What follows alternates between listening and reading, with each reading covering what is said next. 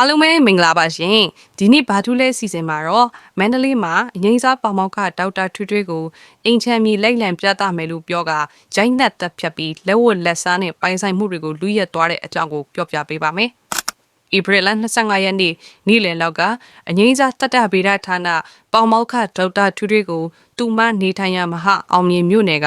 အသည့်အိမ်ချမ်းမြေပွဲစားကအိမ်ချမ်းပြီးလိုက်ရန်ပြသမယ်လို့ဆိုကအသိင်ကြီးမြို့နယ်ကိုခေါ်ဆောင်သွားပြီးဂျိုင်းနက်တက်ဖြတ်သွားခြင်းဖြစ်ကြောင်းသူမစီကလက်ဝတ်လက်စားတွေနဲ့ပိုင်ဆိုင်မှုတွေကိုပါလူရက်သွားတယ်လို့သိရပါတယ်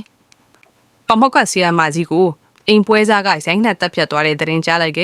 ပွဲစားကလည်းအသိလို့ပြောတယ်။အိမ်ချမ်းပြီးလိုက်ပြရင်တုတ်သွားတာလို့ကြားပါတယ်ဟုမန္တလေးမှာအိမ်ချမ်းပြီးအကျိုးဆောင်တဦးကပြောပါတယ်။တက်ဖြတ်ခံရတဲ့ဒေါက်တာထွေးထွေးဟာအသက်65နှစ်အရွယ်အငိမ့်စားပမောက္ခတဦးဖြစ်ပြီး